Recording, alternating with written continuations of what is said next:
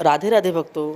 साढ़े साती और ढैया के दौरान शनिवार को व्रत रखने के साथ साथ शनिवार व्रत कथा का पढ़ना और सुनना विशेष रूप से लाभदायक होता है। क्योंकि शनि इस गोचर के दौरान कुछ राशियां ऐसी भी है जिनके साढ़े साती और ढैया भी शुरू हो जाती है। इसलिए अगर आपकी राशि पर शनि की साढ़े साती और ढैया लगने वाली है तो आप शनिवार के दिन व्रत अवश्य रखें। इससे साढ़े साती और ढैया में लाभ मिलता है। शनिवार व्रत के साथ शनिदेव की कथा भी पढ़नी चाहिए।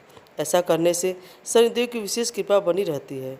तो चलिए जानते हैं क्या शनिवार व्रत की कथा जिसे पढ़ना शुभलायक होता है या सुनना। तो चलिए हम आज सुनते हैं शनिवार व्रत कथा। एक बार की बात है कि सभी नवग्रहों यथा सूर्य, चंद्र, मंगल, बुध और बृहस्पति, गुरु, शनि, राहु, केतु में विवाद छिड़ गया। इनमें सबसे बड़ा कौन है? सभी आपस में लड़ने लगी और कोई निर्णय नहीं होने पर सब देवराज इंद्र के पास निर्णय कराने पहुँचे। इंद्रदेव घबरा गए और उन्होंने निर्णय करने में अपनी असमर्थता जताई। परंतु उन्होंने कहा कि इस समय पृथ्वी पर राजा विक्रमादित्य हैं जो कि अति न्यायप्रिय हैं। वे ही इसका निर्णय कर सकते हैं। सभी ग्रह एक साथ राजा विक्रमादित्य के पास पहुँचे और अपना विवाद बताया, साथ ही निर्णय के लिए कहा। राजा विक्रमादित्य इस समस्या से चिंतित थे क्योंकि वे जानते थे कि जिस किसी को भी छोटा बताएंगे वही क्रोधित हो उठेगा। तब राजा को एक उपाय सूझा। उन्होंने स्वर्ण, रजत, कांस्य, पीतल, सीसा, रांगा, जस्ता, अभ्रक और लौह के 9 सिंहासन बनवाए और उन्हें इसी क्रम से रख दिया। फिर उन सबसे निवेदन किया कि आप सभी अपने अपने सिंहासन पर स्थान पर ग्रहण करें। जो भी अंतिम सिंहासन पर बैठेगा वही सबसे छोटा होगा। इसके अनुसार लौह सिंहासन सबसे बाद में होने के कारण शनिदेव सबके से बाद में बैठे तो वही सबसे छोटे कहलाए। शनिदेव को लगा कि राजा ने ऐसा जानकर किया है और वह गुस्से में राजा से बोले, राजा तू मुझे नहीं जानता। सूर्य एक राशि में 1 महीना, चंद्रमा 2.25 महीना, मंगल 1.5 महीना, बृहस्पति 13 महीने व बुध और शुक्र 1-1 महीने विचरण करते हैं। लेकिन मैं 2.5 से 7.5 साल तक रहता हूँ। बड़े बड़ों को मैंने विनाश किया। श्री राम की 7.5 आई तो उन्हें वनवास हो गया। रावण की आई तो उनकी लंका को वानरों की सेना से हारना पड़ा। अब तुम सावधान रहना। ऐसा कहकर कुपित होते हुए शनिदेव वहाँ से चले गए। अन्य देवता खुशी से खुशी अपने घर को गए। कुछ समय बाद राजा की 7.5 आई। तब शनिदेव घोड़े के सौदागर बनकर वहां आए और उनके साथ कई बढ़िया घोड़े थे। राजा ने समाचार सुना तो अपने अश्वपाल को अच्छे घोड़े खरीदने के लिए आज्ञा दी और उसने कई अच्छे घोड़े खरीदे। वह एक सर्वोत्तम घोड़े को राजा को सवारी हेतु दिया। राजा ज्यों ही उस घोड़ा पर बैठा वह घोड़ा सरपट वन की ओर भागा। भीषण वन में पहुंचकर वह अंतर्ध्यान हो गया। अब राजा भूखा प्यासा भटकता रहा।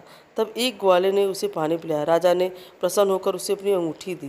वह अंगूठी देकर राजा नगर को चला गया। वहाँ अपना नाम उज्जैन निवासी वीका बताया। वहाँ एक सेठ की दुकान पर उसने जल इत्यादि पिया और कुछ देर आराम किया। भाग्यवश उस दिन सेठ की खूब बिक्री हुई। सेठ उसे खाना इत्यादि कराने खुश होकर अपने साथ ले गया।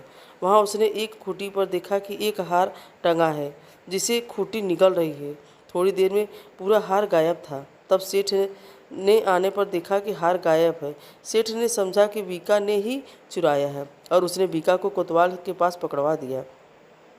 फिर उस नगर के राजा ने बीका को चोर समझकर उसके हाथ पैर कटवा दिए और नगर में के बाहर फेंकवा दिया।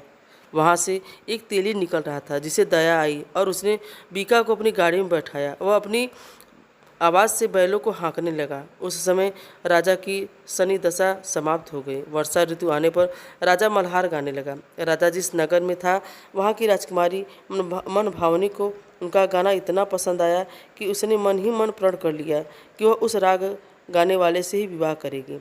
राजकुमारी ने दासी को राग गाने वाले को ढूंढने भेजा। दासी ने बताया कि वह एक चौरंगिया अपाहिज है, परंतु राजकुमारी न मानी। अगले ही दिन उठते ही वह अनशन पर बैठ गई कि विवाह करेंगी तो उसी से करेंगी।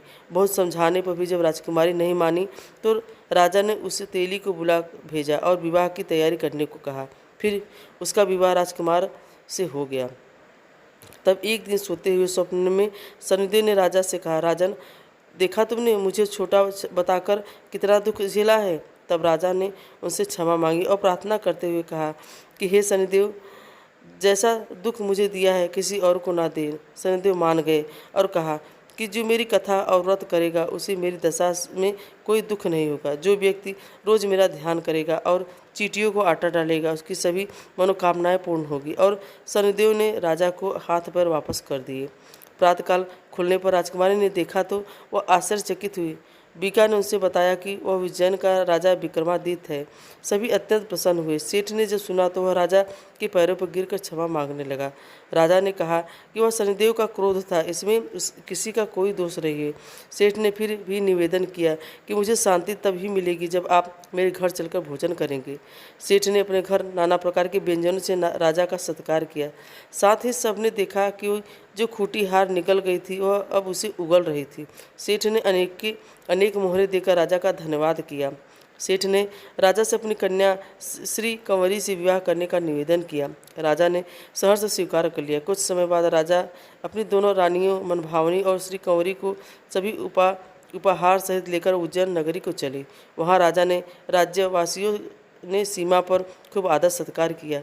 सारे नगर में दीपमाला बनाई गई। राजा ने घोषणा की कि मैंने शनिदेव को सबसे छोटा बताया था, जबकि असल में वही सर्वोपरि हैं।